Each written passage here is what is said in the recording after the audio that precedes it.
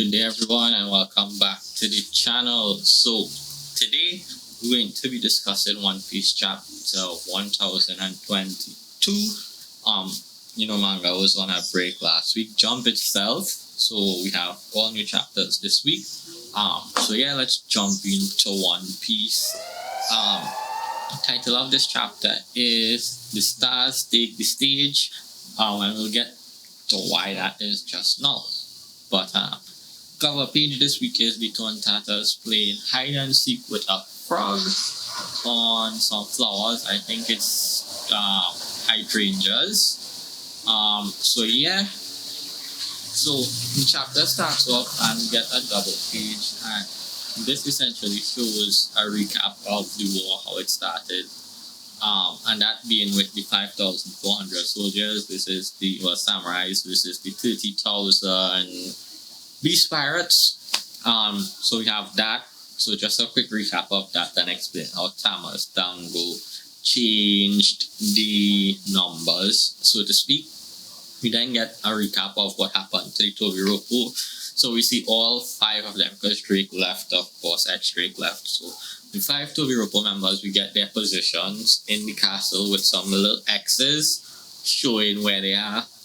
Of course, they're knocked out. So we see Ulti, Page 1, Black Maria, Sasaki, and Who's Who. And below that, we get a panel showing Who's Who, Sasaki, and Black Maria unconscious. So basically, the first page is essentially a recap of all the things that happened so far. We then cut to Onigashima itself. We see it floating over the flower capital. Well, close to the flower capital. It's 15 minutes away, we find out. So it's over Mino and Wano floating. And this leads us to seeing just how close it is, and I guess this raises the intensity of the situation. You then see Fat Luffy, because he ate all the food, so we see him fat and burping. And then we cut back to inside the live hall. Well, not really the live hall, but inside Onigashima. This wouldn't be the live hall, but more so I guess this is where Orochi was taken out for the second time, and where he was starting the fires, because we see Raizo and Fukurokuju going at it here.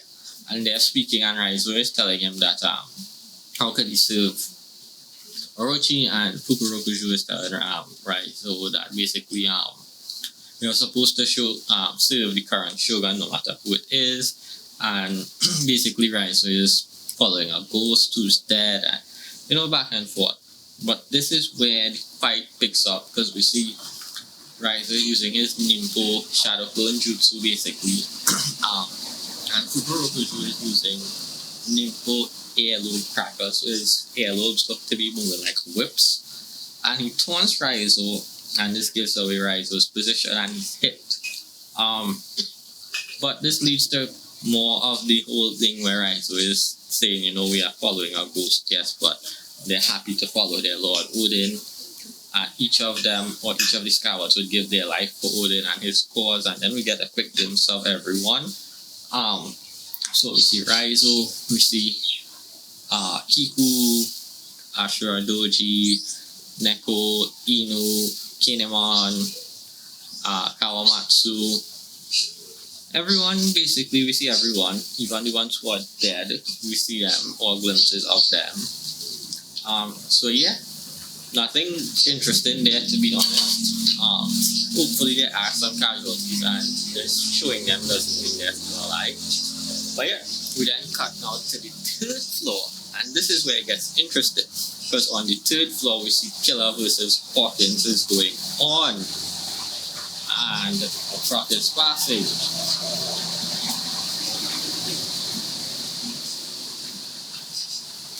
Right, so on the 3rd floor we see Killer versus Hawkins is going on, and Hawkins has transformed into his strawman mode, I guess, where he's this giant scarecrow, and we see Killer is going at it with him and taking out his lives. But this leads to a conundrum, because Killer asks Hawkins how many lives does he have left, and he says barely any, but The outlook looks bad, but the question is not how many lives, but more so whose life. And we see Killer slices or stabs Hawkins, and we then cut to a scene with Law and Kid fighting Big Mom, and Law notices something, and this is Kid starts bleeding, and he drops to the floor, and Law is confused, so he's asking him what's wrong, um, and this is where we get the revelation that Hawkins has Kid's life as one of his voodoo dolls. So this puts Killer in a predicament because he can't kill Hawkins, whilst he'll kill Kid instead. So this is going to be an interesting fight. But this leads to an interesting thing because while Kid is bleeding, we see Killer said he starts to laugh, of course, because of the smile. And he said, "I like your style." So before we go on to the next pages, I think for this fight, or to get rid of that life, what Killer is going to do is he's going to aim for Hawkins's arm and cut it off, which will transfer to the doll and use up the doll's life. And I say this because Kid has a metal arm. We know he lost an arm. So maybe Killer will aim for that arm and cut off the metal arm because it will reflect on Kid, and Kid could always reassemble the metal arm and he'll be free from the spell or whatever it is Hawkins does his voodoo thing. So yeah. We then cut to something a bit more interesting again, and this is we see the life floor now and we get a very nice shot. It's a double page. We see King towering in his normal form, holding what seems to be one of Tama's two in the Beast Pirates in his hand, and he has the guy's head on fire. Something to keep in mind. And we see Queen towering in his hybrid form. So that's a really cool shot, and the fire in the background. And we see Marco on the ground, and he's bleeding, and he looks tired. And some of the Beast Pirates are falling for himself, but they're like, Marco is tired. He's been holding them off for a very, very long time. And then we see Sanji on the floor and someone attending to him, and they're saying that King and Queen are looking for Zoro. And who could stop King and Queen now that Sanji looks to be a bit beaten up? This is interesting. So Sanji seems to be not down for combat, just maybe a bit tired from holding off King and Queen by himself. It seems to be a little bit of a challenge.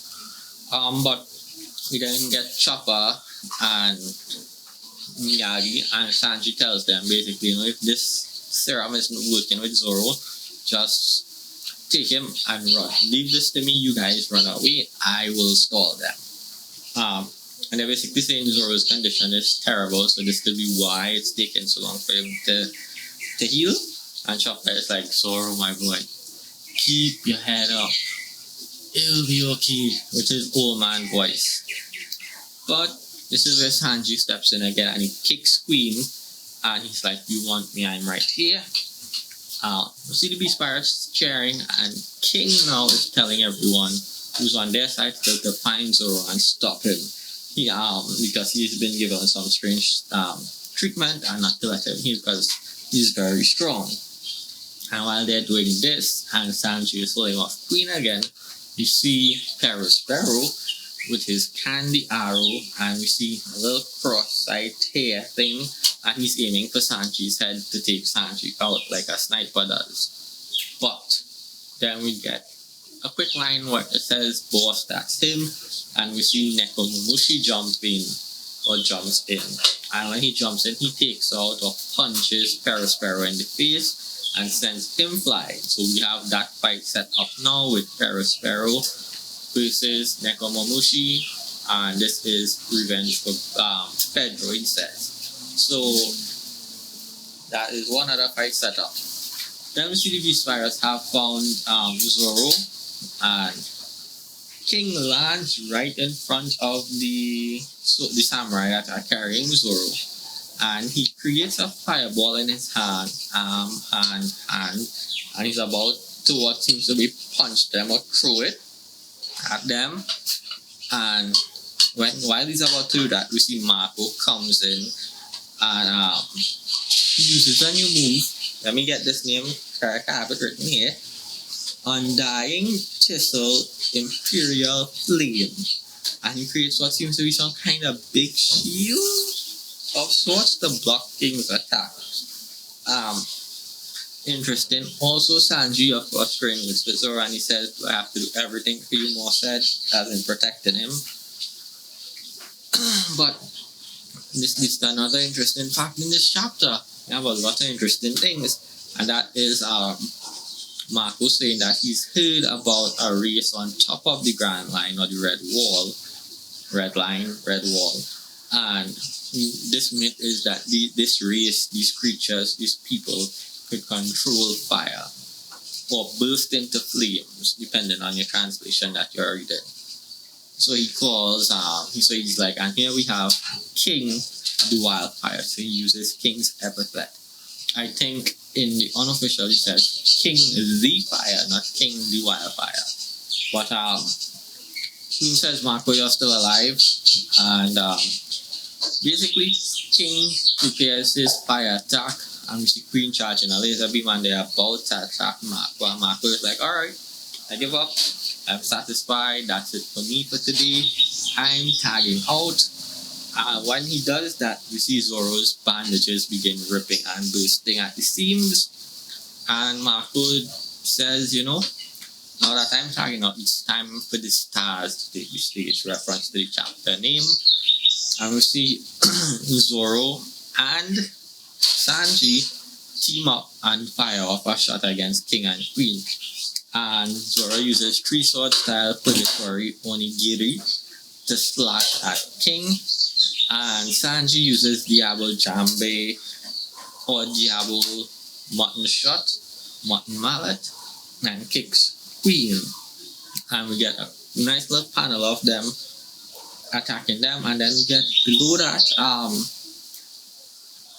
interesting panel. My thumbnail is kinda this panel, but it isn't. My thumbnail is from the anime opening, but that scene from the anime opening mirrors this pretty much, because it says Zoro facing forward with his swords and a side view of Sanji. So it's essentially the same. And the chapter ends with Zoro telling Sanji, hey Twilly, once we conquer this battle, we'll finish this battle. And then Sanji says, yes, we're going to catch a glimpse of Luffy as the king of the pirates. And the chapter ends there. So yeah, very interesting chapter. A lot happened in terms of setting up future things and fights. We still have the Pharaoh fight that was set up. Now we officially have King and Queen versus Sanji and Zoro. Marco is done here, so I'm guessing this is giving credence or more credence to the Momotaro aspect, where we have Momo, the monkey being Luffy, the parrot, basically Marco the Phoenix, and someone else, Luffy being the tiger, sorry, not the monk. Whatever the Momotaro, like, I can't remember it correctly offhand, but let's give us credence to that. So the four of them take it on Kaido. And it would be, let me try to recall correctly. Momotaro is the guy Momotaro, which is Momo, a dog, which is Yamato, a monkey, which is Monkey D. Luffy, and then the bird, the pheasant, not a parrot, pheasant, being Marco. So the four of them versus Kaido, maybe, to give credence to that Momotaro legend. But yeah, all in all, good chapter. It was good having a chapter after such a long break. Hope you guys enjoyed this mini review, and I'll see you all in the next one. Also, if you're new here, hit sub, hit like, share, sub, again, sub. close to 200. Help me get to that 200, and I'll see you all in the next one. Also, new background outside.